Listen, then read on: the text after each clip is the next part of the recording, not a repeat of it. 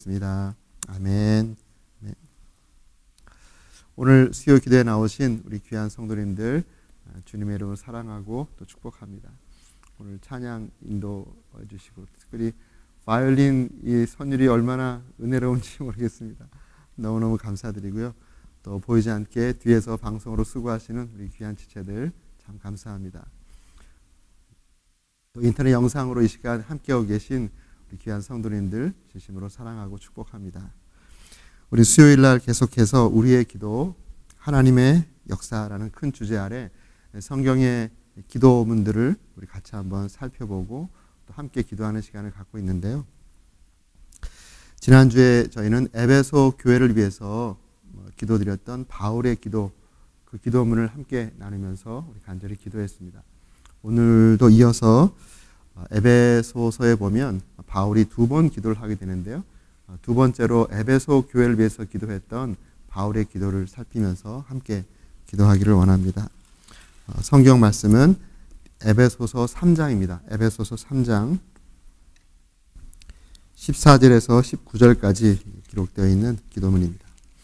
에베소서 3장 14절에서 19절입니다. 제가 봉독하겠습니다. 에베소서 3장 14절입니다. 이러므로 내가 하늘과 땅에 있는 각 족속에게 이름을 주신 아버지 앞에 무릎을 꿇고 비노니 그의 영광의 풍성함을 따라 그의 성령으로 말미암아 너희 속사람을 능력으로 강건하게 하시오며 믿음으로 말미암아 그리스도께서 너희 마음에 계시게 하시옵고 너희가 사랑 가운데서 뿌리가 박히고 터가 굳어져서 능히 모든 성도와 함께 지식에 넘치는 그리스도의 사랑을 알고 그 너비와 길이와 높이와 깊이가 어떠함을 깨달아 하나님의 모든 충만하신 것으로 너희에게 충만하게 하시기를 구하노라. 아멘. 지난주에도 말씀드렸듯이 이 에베소 교회는 바울에게 매우 의미가 크고 깊은 교회입니다.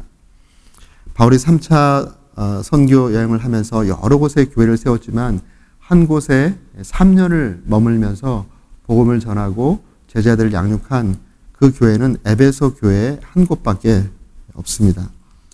바울이 3차 전도여행을 마치면서 안디옥으로 돌아간 것이 아니라 예루살렘으로 돌아갔죠. 예루살렘으로 돌아가서 이제 그곳에서 복음을 전하고 결국 로마에 이제 압송되게 되는데요. 예루살렘으로 돌아가는 과정 가운데 이제 3차 전도 여행을 하면서 에베소를 거쳐서 그곳에서 이제 3년을 머물고 또 그 복음을 전하다가 그 다음에 이제 예루살렘으로 갈 때는 육로를 타지 않고 배를 타고 이제 가게 됐습니다. 가능한 좀 빨리 가기 위해서 그랬던 것 같습니다. 성경에 보면 명절이 이르기 전에 예루살렘에 들어가기 위해서 이제 해로를 따라서 가게 됐는데요. 예루살렘에 가면서 에베소에 있는 장로들을 밀레도라는 섬에 초청해서 함께 마지막 그러한 헤어짐의 기도 또 눈물의 포옹을 했던 바로 그러한 교회. 여러 교회들이 있지만 특별히 에베소 교회를 마음에 깊게 생각하고 또 그 에베소 교회와 성도들을 주님과 하나님의 은혜의 말씀에 의탁한다라고 하는 그런 당부의 말씀과 그리고 본인이 떠난 이후에 정말 이리들이 들어와서 교회를 어렵게 하겠지만 이 장로님들, 감독들이 잘 지켜달라고 당부를 하는 그러한 내용이 사도행전 20장에 잘 기록이 되어 있죠. 그러면서 마지막 부분으로 하신 말씀이 받는 것보다 주는 것이 더 복된 것이다. 이게 에베소 장로들에게 한 마지막 권면의 말씀이었습니다. 그리고 이제 함께 큰 소리로 울고 목을 끌어안고 기도했던 그러한 모습들이 이제 사도행전 16장에 잘 기록되어 있는데요. 그만큼 에베소 교회는 바울에게 큰 의미와 또 애정이 깊은 그런 교회였다는 것을 우리가 알 수 있습니다. 그런 그가 이제 예루살렘에 가서 복음을 전하고 결국 이제 로마로 압송이 되어 갑니다. 로마에 가서 로마의 가택 연금을 당하고 또 잠깐 풀려났다가 또 다시 이제 투옥이 되어서 결국 처형을 당하게 되는데요. 그 과정 가운데 감옥에서 에베소 교회를 생각하면서 이제 편지를 씁니다. 그리고 마지막 에베소에서 목회하고 있는 디모데에게 편지를 쓴 것이 디모데 전서후서, 요새 우리가 묵상하고 있는 것이죠. 이제 바울은 자기의 육신의 생명이 얼마 남지 않았다는 것을 이제 감지하면서 에베소 교회에 편지하고 또 그 편지 가운데 에베소 교회를 위해서 어떻게 기도하고 있는가, 그것을 이제 기록해 놓은 것이 지난주에 우리 묵상한 말씀이고 또 오늘 함께 나눌 그런 말씀입니다. 오늘 에베소 교회를 위해서 두 번째로 기도한 그 부분을 이렇게 말씀을 나누는데요. 바울이 정말 에베소 교회를 위해서 간절히 기도했다라는 것을 우리가 알 수 있는데요. 15절에 보면 하나님 앞에 무릎을 꿇고 비노니, 그가 지금 감옥에 있으면서 하나님 앞에 무릎을 꿇고 에베소 교회 성도들을 위해서, 에베소 교회를 위해서 간절히 기도하고 있다, 이렇게 지금 표현하고 있습니다. 사도행전에 보면 무릎을 꿇고 기도하는 그런 장면이 여러 곳에 나옵니다. 스데반이 죽음을 당할 때, 마지막에 돌팔매질을 당하면서 죽음을 당할 때 그가 무릎을 꿇고 하나님 앞에 기도하는 그런 모습을 성경은 기록하고 있습니다. 그가 마지막으로, 생의 마지막 순간에 얼마나 간절한 마음으로 하나님께 기도했겠습니까? 그때 그의 간절한 마음이 육신의 무릎을 꿇는 그러한 곳으로 표현이 되는 거죠. 또 베드로가 다비다를 살릴 때도 정말 그 하나님의 그 은혜를 사모하는 마음으로, 또 능력을 사모하는 마음으로 간절히 기도할 때 또 무릎을 꿇는 그런 모습이 기록되어 있습니다. 또 좀 전에 제가 말씀드렸던 것처럼 바울이 에베소 장로들과 마지막으로 헤어질 때도 함께 무릎을 꿇고 목을 끌어안고 간절히 기도했던 그런 모습이 또 기록이 되어 있습니다. 또 그 사도행전 21장에 가면 이제 두로 지역으로 가죠. 두로에 있는 교원들과 헤어질 때도 또 무릎 꿇고 간절히 서로 기도하며 작별 인사를 하는 것을 보게 됩니다. 이 무릎을 꿇었다라는 이 표현 속에, 표현을 보면 그 상황이 많은 경우 죽음을 앞두거나 또 이별을 앞두거나 그러한 경우에 그 마음의 간절함을 표현할 때 무릎을 꿇고 기도하는 그러한 모습을 보였습니다. 우리 예수님도 겟세마네에서 마지막 기도하실 때 정말 무릎 꿇고 기도했던 그런 모습이 있습니다. 우리가 의자에 편하게 앉아서 우리가 기도하지만 우리의 마음은 하나님 앞에 마음의 무릎을 조아리고 정말 간절한 마음으로 기도하는 그런 기도의 우리의 모습이 필요할 줄로 압니다. 또 때로 필요하다면 정말 무릎이 아프지 않으신 분들은 무릎 꿇어서 무릎이 아픈 분들이 있잖아요. 무릎이 아프지 않은 분들은 가끔 정말 무릎 꿇고 하나님 앞에 기도할 때 우리의 마음의 자세가 달라지는 것을 많이 경험합니다. 한 번은 이제 카페트를 갈았으니까 제가 여기 앞에서 무릎을 꿇고 여기에다 이렇게 손을 대고 기도하는데 그냥 의자에 앉아서 기도할 때보다 훨씬 은혜스럽더라고요. 그래서 무릎 꿇고 기도하다가 아예 그냥 그 캐톨릭 사제들이 사제 서품 받을 때 완전히 엎드려서 하나님 앞에 완전히 항복하는 것처럼 완전히 엎드려서 아무도 안 계실 때 두 팔을 벌리고 하나님 앞에 정말 기도하는데 그때 하나님께서 저의 마음의 간절함을 이렇게 좀 봐주시는 것 같더라고요. 하나님, 제가 이만큼 간절합니다. 저를 긍휼히 여겨주시고 우리 교회 가운데 하나님의 은혜를 더 베풀어 주세요 하는 그런 마음으로 이제 기도했는데요. 바울이 그러한 심정이었을 것입니다. 멀리 떨어져 있지만 이제 어쩌면 다시 만날 수 없는 에베소 교회 그 성도들을 생각하며 에베소 교회를 생각하며 그러한 간절한 마음으로 그가 이제 기도를 드린 것이죠. 그렇게 기도를 드리면서 기도의 세 가지 제목을 하나님께 드리면서 기도합니다. 우리가 이 밤에 기도할 때 그런 간절한 마음으로 나를 위해서, 우리 사랑하는 교회와 성도들을 위해서 세 가지 함께 기도할 수 있으면 좋겠습니다. 바울이 에베소 교회 성도들을 위해서 기도한 그 첫 번째 기도는 16절 말씀입니다. 그의 영광의 풍성함을 따라 그의 성령으로 말미암아 너희 속 사람을 능력으로 강건하게 하시오며, 그의 속사람을 강건케 해달라고 그렇게 기도하고 있는 것을 봅니다. 바울은 계속해서 이 겉사람과 속사람을 대비하고 그리고 속사람의 중요한 것을 늘 강조하고 있습니다. 여기서도 속사람을 능력으로 강건하게 해달라고 기도하고 있는데요. 고린도후서 4장 16절에도 이렇게 말하고 있습니다. 그러므로 우리가 낙심하지 아니하노니 우리의 겉사람은 낡아지나 우리의 겉사람, 우리의 육신, 또 우리의 외적인 이런 것은 시간이 갈수록 더 빛을 발해가고 낡아지지만 우리의 속사람은 날로 새로워지도다. 겉사람과 속사람을 비교해서 속사람이 우리의 겉사람의 후패함에 상관없이 계속해서 하나님 앞에서 새로워지고 있다. 강건해지고 있다. 라고 이렇게 말씀하고 있는 것입니다. 하나님의 마음을 알기 때문에 이렇게 기도하는 것이죠. 하나님은 우리의 겉사람에도 조금 관심이 있지만 하나님의 진짜 관심은 우리의 속사람입니다. 그 사람의 위인됨이 겉사람의 어떤 모습이나 조건이나 그의 소유나 이런 것으로 평가되는 것이 아니라 그의 속사람이 어떠한가에 따라 하나님께서 그 사람의 위인됨을 평가하시기 때문에 그렇습니다. 우리 사람들은 사람의 외모를 보죠. 우리는 어쩔 수 없이 사람의 외모를 보는 연약함을 갖고 있습니다. 그렇지만 우리가 하나님의 안목으로 계속적으로 주님과 동행하면서 성경적인 가치관을 갖다 보면 속사람을 보게 되는 것입니다.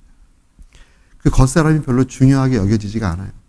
그 사람의 어떤 용모와 또 그 사람의 조건과 그 사람의 어떤 소유와 이것에 큰 관심이 있는 것이 아니라 이분이 정말 주님의 은혜로 구원받은 분이니까 이분의 내면에 그리스도의 은혜가 있는지 이 속사람을 보는 것이죠.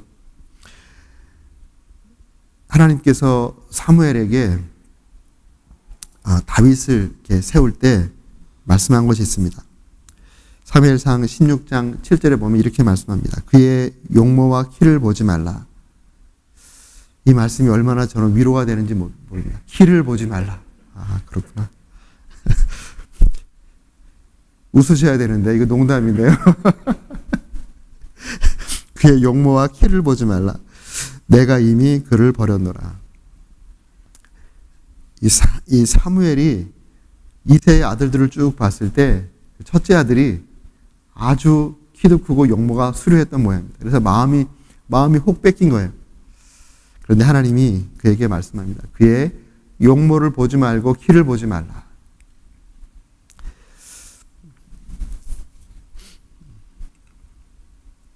내가 보는 것은 사람과 같지 아니하니 사람은 외모를 보거니와 나 여호와는 중심을 보느니라. 바로 이 중심이 우리의 속사람이죠. 하나님은 우리의 중심을 보신다는 것입니다. 우리 겉사람으로 우리를 판단하는 것이 아니라 우리의 속사람으로 우리를 판단하신다. 그럴 때 우리가 하나님 앞에 섰을 때 하나님 내가 이러이러한 조건을 만들었어요. 이렇게 많은 것을 벌었어요. 이렇게 모았어요. 이것으로 평가받는 것이 아니라는 것이죠. 그래서 우리가 기도할 때 하나님 내가 사람을 보는 안목이 바뀌게 해주세요. 인간관이 바뀌게 해주세요. 그리고 그 인간관을 나에게 적용하고 다른 사람들에게 적용할 수 있는 사람이 되게 해주세요. 그리고 내가 나의 속사람이 잘못된 어떤 세상적인 가치관으로 병들어 있다면 성경적인 가치관으로 치료해 주세요. 내 속사람이 성장하고 또 강건하게 해주세요. 라고 이렇게 기도하는 우리의 기도가 되기를 주님의 이름으로 축원합니다. 제가 이번 터키 단기 여행을 갔다 왔잖아요. 터키의 현지인 리더들, 형제들을 볼 때 사실 겉으로 보기에는 별로 볼품이 없습니다. 제가 이렇게 만났는데 저보다 한 10살은 더 나이 먹어 보이더라고요. 그런데 이렇게 이 얘기를 하다 보면 저보다 10살 아래예요. 그러면서 서로 농담도 하고 막 그랬는데요. 근데 그분들의 그런 겉모습은 사실은 그분들의 표현으로 너무 삶이 고단하고 힘들어서 빨리 늙었다. 이렇게 제 말씀을 하시더라고요.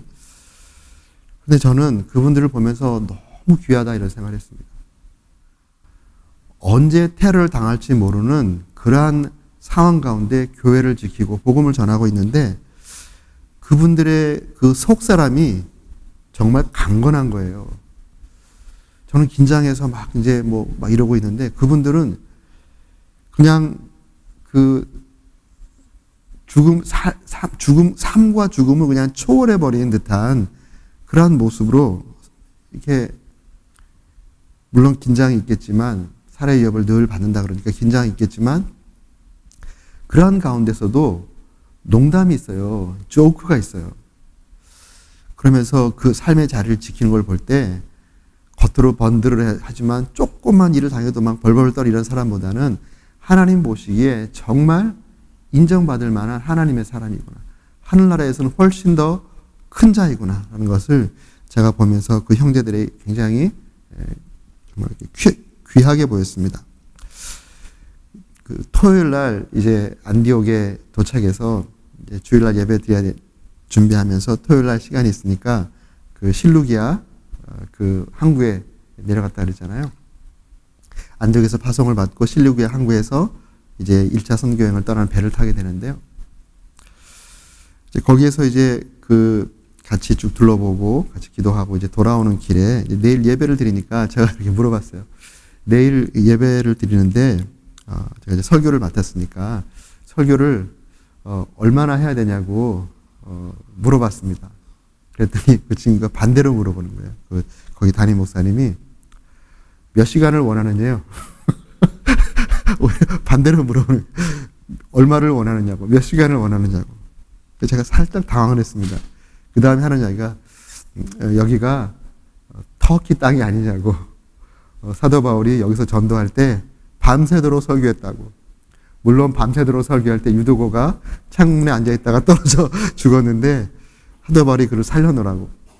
내가 그를 살릴 수 있는 능력이 너를 통해 나타난다면 밤새도록 설교하라고. 이렇게 얘기를 하더라고요.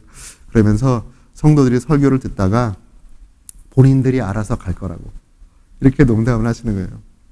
그래서 그런 얘기를 하면서 한참 서로 이제 웃으면서 얘기를 했는데요. 이분들이 이렇게 긴장이 이렇게 많은 곳에 살면서도 속 사람이 강건하니까 여유가 있더라고요. 여유가. 우리가 신앙생활 하면서 이렇게 또 교회를 섬기며 살 때 속 사람이 강건하지 않으면 아주 조그만 거에 감정이 호락 달아오른다든지 또 뭐 별것도 아닌 것에 상처를 받는다든지 정작 중요한 일에 정말 강하게 이렇게 정말 무게 있게 확 밀고 나가는 게 아니라 아주 사소한 것에 마음이 상하고 찢기고 막 이러고 있는 것을 참 볼 수 있습니다. 저도 그런 사람 중에 한 사람인데요. 이 아침에 우리가 하나님 우리의 속사람을 치료해 주시고 우리 속사람이 더 성숙하고 성장하게 해주시고 그리고 성령의 능력으로 우리의 속사람이 어떠한 상황을 만나든지 흔들림 없는 그러한 속사람이 강건한 하나님께서 인정할 만한 그런 속사람이 강건한 우리가 되게 해주세요. 우리 교회가 되게 해주세요. 또 우리 지체들이 되게 해주세요. 그렇게 기도하는 이 밤 될 수 있기를 주님의 이름으로 축원합니다. 아멘. 그리고 두 번째로 이제 바울이 에베소 성도를 위해서 기도한 내용은 17절 말씀에 나옵니다. 믿음으로 말미암아 그리스도께서 너희 마음에 계시게 하시옵고 너희 마음에 계시게 하시옵고 이 두 번째 기도 제목은 그리스도께서 너희 마음에 계시게 되기를 원한다. 이런 기도를 한 것입니다. 이 기도가 무슨 기도일까요? 여기에 계시게 하시옵고라는 이 헬라 단어가 참 금방 이것을 이해하게 만드는데요. 카토이케오라는 단어입니다. 계시게 하시옵고라는 이 헬라 단어가 카토이케오라는 단어인데요. 이 카토이케오는 두 단어가 합쳐진 겁니다. 카타라는 단어하고 오이케오라는 단어가 합쳐졌는데 이 오이케오라는 동사가 dwelling 이것의 명사형이 우리가 잘 알고 있는 오이코스입니다. 오이코스는 집, 가정 이런 뜻이죠. 그렇게 봤을 때 이 카토이케오라고 하는 것은 집에 머무는 것처럼 편안하게 머물게 하다 이런 뜻을 가지고 있습니다. 그러니까 지금 이 기도는 예수님께서 그대의 마음 가운데, 성도들의 마음 가운데 편안하게 거하실 수 있는 그러한 마음을 유지하게 하도록끔 그렇게 기도하는 것입니다. 이것이 우리 주님의 마음이죠. 주님의 소원이죠. 또 은혜를 깨달은 사람들의 고백이죠. 바울이 갈라디아서 2장 20절 말씀에 내가 그리스도와 함께 십자가에 못 박혀 죽었나니 그런즉 이제는 내가 사는 것 아니요 내 안에 그리스도께서 사시는 것이다. 바로 이것을 위해서 기도하는 것입니다. 내 안에 내가 비워지고 그리스도가 들어와서 마치 편안하게 당신의 집에서 머무는 것처럼 살게 하시옵고라는 그러한 기도를 하게 하는 것입니다. 바로 그것은 내가 죽고 예수가 내 안에서 예수의 삶을 내 인생을 통해서 살아가게 하시도록 하는 바로 그런 기도인 것입니다. 우리가 얼마나 우리 속에 우리가 많이 있는지 모릅니다. 그러니까 그리스도로 거듭났다라고 하지만 사실 우리 속에 우리가 너무 많아요. 우리 유행가 가사처럼 내 안에 내가 너무 많다고. 그리스도인이 된 다음에도 우리 안에 우리가 너무 많아서 주님이 거하실 틈이 없는 거예요. 늘 우리 자신들을 비워내고 깨끗하게 하고 우리의 주인 되신 주님께서 언제든지 편안하게 기거하실 수 있는 우리의 정결한 내면이 될 수 있도록 우리 날마다 기도하고 또 날마다 주 앞에서 내 심령을 살펴달라고 또 보살펴달라고 하나님 앞에 기도해야 하는 것이죠. 여러분 잘 아시는 그 유명한 책이 있죠. My Heart, Christ Home. 번역이 내 마음은 그리스도의 집. 로버트 멍거라고 하는 이 풀러 신학교의 교수가 쓴 책인데요. 이 책을 여러분 소책자로 많이 나와서 이제 오래된 책이지만 이제 많이들 한번 아실 것입니다. 이 책에 보면 예수님께서 이제 우리의 내면의 세계를 집으로 이렇게 비유를 하면서 예수님께서 우리의 서재에 들어오시고 우리 주방에 들어오시고 우리 골방에 들어오시고 하는 그런 것들을 이렇게 묘사를 하면서 주님께서 우리 안에 있는 내면을 청소하는 그러한 얘기입니다. 그런 청소하면서 주님께서 편하게 기거할 수 있는 그러한 우리 내면을 만들고 주님께서 우리 안에서 평안하게 기거할 때 드디어 우리가 기쁨과 평안을 누리게 된다. 이런 내용입니다. 첫 번째로 들어가는 곳이 서재입니다. 서재. 주님께서 처음 들어갔을 때 서재, 그 사람의 서재에 어떤 책이 꽂혀 있는가라는 걸 보면 그 사람의 내면을 알 수 있는 것이죠. 사람은 무엇을 읽는가에 따라서 만들어진다라고 그런 말을 하기도 하지 않았습니까? 아무거나 잡식으로 이것저것 다 읽는다고 다 좋은 것이 아닙니다. 그래서 신학 서적을 아무거나 읽는 것이 아닙니다. 정말 성경과 또 바른 신학에 관계된 것들을 읽어야지 되는 것이죠. 그래서 그런지 예수님이 처음 들어간 곳이 바로 서재입니다. 서재 가운데 우리 잘못된 이런 생각들, 또 쓰레기 같은 이런 생각들, 이런 것들을 주님께서 다 청소하는 그러한 모습이 제일 먼저 등장합니다. 이 책에 보면. 그 다음에 이제 주방에 들어가서 세상적인 메뉴로 자기를 즐겁게 하려고 하는 것들. 무슨 학위, 무슨 이런 물질, 이런 것들로 자기의 배를 채우고 자기의 정서적인 배를 채우고 즐겁게 하려고 이런 것들을 다 깨끗하게 정리하고 하나님의 말씀을 먹는 영적인 정결한 음식을 먹어야지 건강해진다. 이제 그런 것들을 이렇게 바꿔가는 그런 내용들이 나옵니다.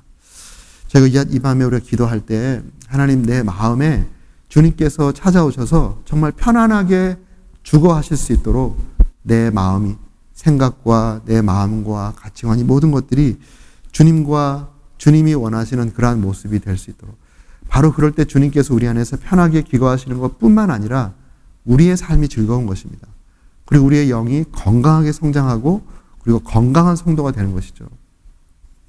그리고 그 건강한 모습으로 주님 앞에 설 때까지 지속적으로 우리의 속사람이 새로워지는 거예요. 신앙생활에는 은퇴가 없습니다.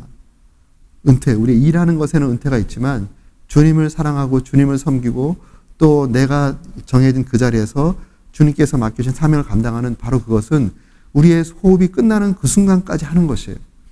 모두는 달라지겠죠?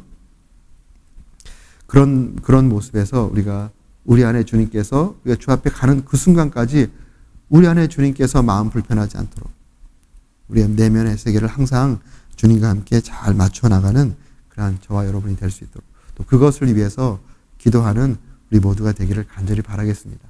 우리의 내면이 우리의 교회가 주님께서 언제든지 방문하시든지 편안하게 기거할 수 있는 우리 교회, 우리의 내면이 될 수 있기를 우리 같이 기도하기를 바랍니다. 그리고 이제 세 번째 기도가 18절 말씀인데요. 능히 모든 성도와 함께 지식에 넘치는 그리스도의 사랑을 알고 그리스도의 사랑을 알게 되도록 이것은 체험적으로 아는 것이죠.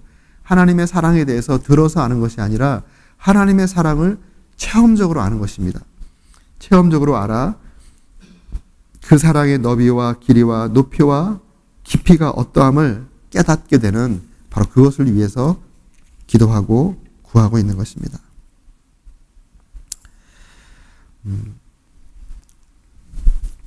바로 이 기도를 하고 있는 바울 역시도 좀 전에 인용했던 갈라디아서 2장 20절에 보면 그가 이런 고백을 합니다. 나를 사랑하사 나를 위하여 자기 몸을 버리신 하나님의 아들을 믿는 믿음 안에 살겠다. 나를 사랑하사 그리스도의 사랑은 온 인류를 향한 사랑이었지만 사도 바울은 자기를 향한 사랑으로 체험적으로 내면화되어 있다는 것을 알 수 있습니다. 우리가 그리스도의 사랑, 하나님은 모든 사람을 사랑하시고 그리스도는 모든 사람을 위해서 죽으셨다. 이거 다 맞는 것이지만 그것은 그냥 알고 있는 지식에 불과할 수 있습니다. 그런데 그 하나님이 나를 사랑하셨다. 나를 사랑하셔서 자기 몸을 버리셨다. 나를 사랑하셔서 십자가에 죽으시고 나를 사랑하셔서 나를 위해서 나에게 새 생명 주시기 위해서 부활하셨다. 이러한 개인적인 하나님의 사랑, 그리스도의 사랑에 대한 개인적인 체험이 있을 때 그 사랑이 우리를 강권하고 그 사랑이 바로 우리를 능력 있게 만드는 것입니다. 바울이 그 사랑을 깨달았기 때문에 그가 그전에 가졌던 모든 것들을 다 배설물처럼 여기면서 복음을 전하는 그러한 사람이 되었던 것이죠. 그의 고백을 한번 들어보십시오. 우리가 만일 미쳤어도 하나님을 위한 것이요. 만일 정신이 온전하여도 너희를 위한 것이니 그리스도의 사랑이 우리를 강권하시는도다. 하나님의 사랑이 나를 강권하시니까 고린도후서 5장 13절 이후에 있는 말씀이죠. 하나님의 사랑이 나를 강권하시니까 내가 미쳐도 좋고 살아도 미치지 않아 온전하여도 좋다는 것입니다. 내가 미쳐도 하나님 위해서 미친 것이고 내가 정신이 온전하다면 너희를 위해서 온전한 것이다. 이런 것이죠. 그 다음에 있는 말씀이 바로 그리스도께서 나를 위해서 죽으셨기 때문에 더 이상 내가 나를 위해 살지 않고 나를 위해서 죽으신 그리스도를 위해 살겠다라는 고백을 하는 것입니다. 하나님의 사랑에 사모치니까 그 하나님의 사랑 예수 그리스도께서 나를 죽으신 그 사랑이 체험적으로 느껴지니까 이제 더 이상 나를 위해서 살 필요를 느끼지 못하는 것입니다. 나를 위해서 죽으신 그리스도를 위해 살겠다라고 그리스도의 사랑이 우리의 삶을 강권하여 몰아가는 것이죠. 그러니까 로마서에서는 이런 고백을 합니다. 내가 확신하노니 사망이나 생명이나 천사들이나 권세자들이나 현재일이나 장래일이나 능력이나 높음이나 기쁨이나 다른 아무 피조물이라도 우리를 우리 주 그리스도 예수 안에 있는 하나님의 사랑에서 끊을 수 없으리라.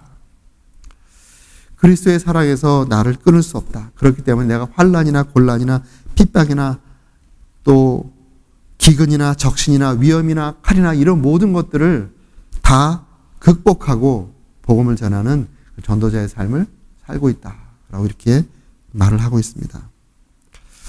우리가 하나님의 사랑을 얼마만큼 체험적으로 개인적으로 우리가 받고 느끼느냐에 따라 우리의 삶의 모습이 많이 달라질 수 있죠. 계속 제가 이제 터키 단기 선교를 갔다 와서 그런지 계속 그 형제들이 많이 생각이 나요. 그 동부 시리아 국경에 있는 이 도시들 이렇게 쭉 방문했기 때문에 그곳에 있는 그 형제들 지난번에 우리 성교사님 말씀하실 때 말라티아라고 하는 곳에서 2007년도에 그 독일 선교사 틸만하고 그와 함께 사귀었던 현지 지도자 2명이 정말 그 형체를 알아볼 수 없을 정도로 칼로 난도질 당하는 그러한 사례를 당함으로 전 세계가 경악했지 않습니까? 바로 그 지역이에요. 그 지역. 그리고 2019년도에 한인 선교사 가정이 살해당한 곳이 디아르바크라고 바로 그 지역입니다. 그 지역을 이제 갔었는데요. 그 지역을 가는 길에 이제 보안상 이름을 말하지 않겠습니다. 어느 지역, 어느 도시를 이제 방문하게 됐는데 그 도시는 시리아 국경하고 약 5분밖에 떨어져 있지 않은 국경을 접하고 있는 그러한 도시입니다.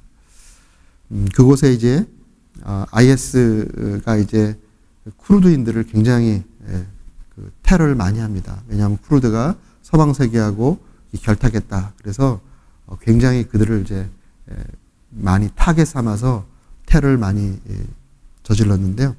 그래서 이제 쿠르드 난민들이 그쪽에 많이 와 있어요. 근데 이제 그 도시에 들어갔는데 거기에 현지 지도자 이제 2가정을 방문하게 됐습니다. 한 가정의 이야기인데요. 이 형제가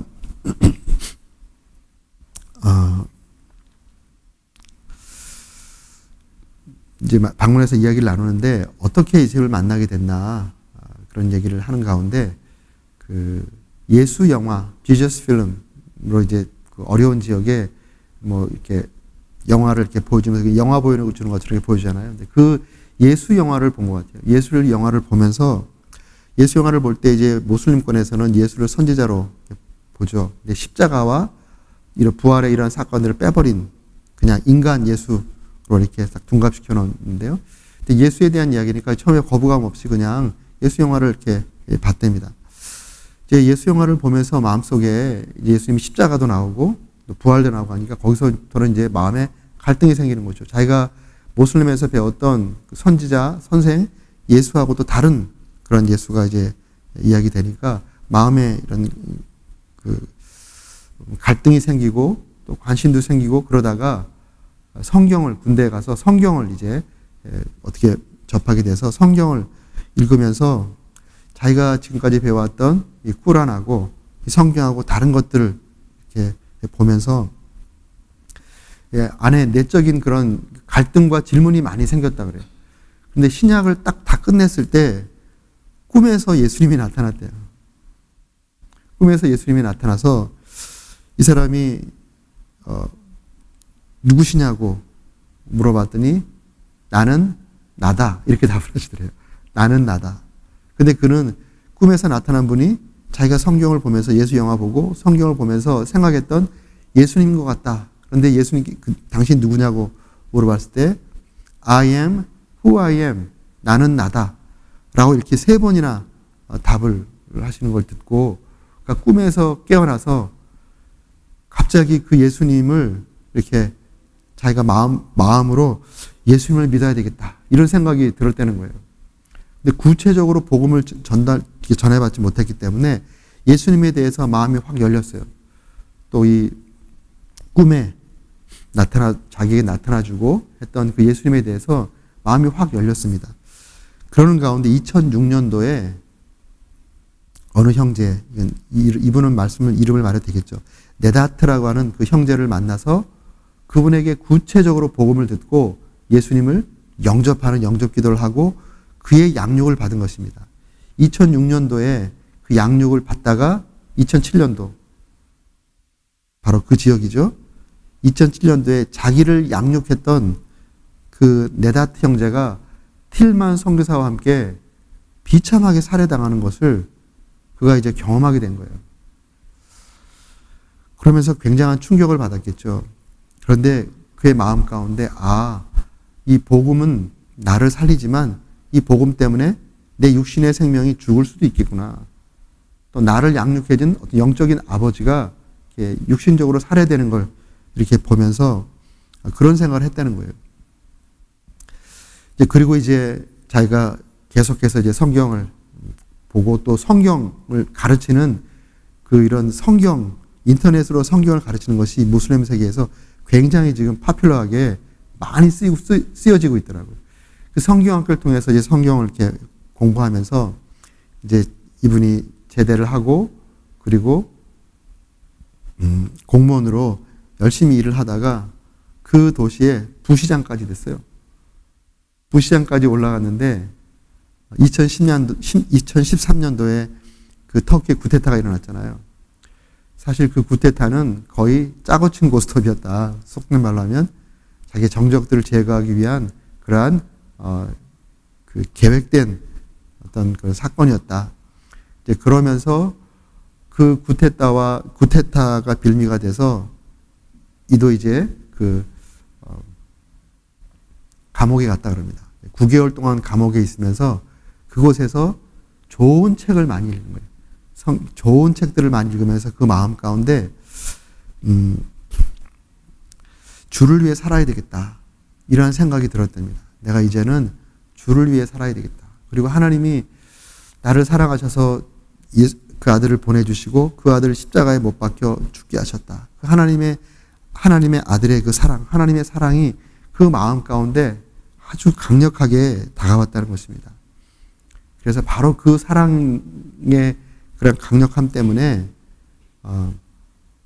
나를 양육해줬던 그분이 복음을 전하다가 그렇게 살해를 됐구나 라는 걸 생각하면서 그러면 자기도 그런 삶을 살아야지 라고 생각하면서 그가 이제 출소한 이후에는 다시 공무원 자리로 돌아가지 않고 그때부터 이 사람이 쿠르드인이거든요. 쿠르드. 아버지가 쿠르드인이고 엄마가 이란 사람이에요. 그래서 half 쿠르드인은 거의 쿠르드인이라고 생각을 한대요. 자기 부인은 완전 쿠르드인이고. 그러니까 쿠르드 말을 잘해요. 그래서 자기가 있는 그 도시에 쿠르드인들이 난민으로 굉장히 많이 와 있는데 그분들에게 복음을 전하기 시작합니다. 그분들을 이제 난민 캠프에 도우면서 복음을 전하고 그분들 가운데 하나님께서 정말 놀랍게 쿠르드도 굉장히 강성 모슬림들이거든요. 근데 그들 가운데 믿고 나오는 자들이 있다는 거예요. 지금 교회를 개척했는데 물론 지하교회죠. 30가정이 돼요. 쿠르드 가정은 30가정, 터키 가정 2가정. 그렇게 해서 지하에서 몰래 공동체를 이루면서 이제 복음을 전하고 있는 거예요.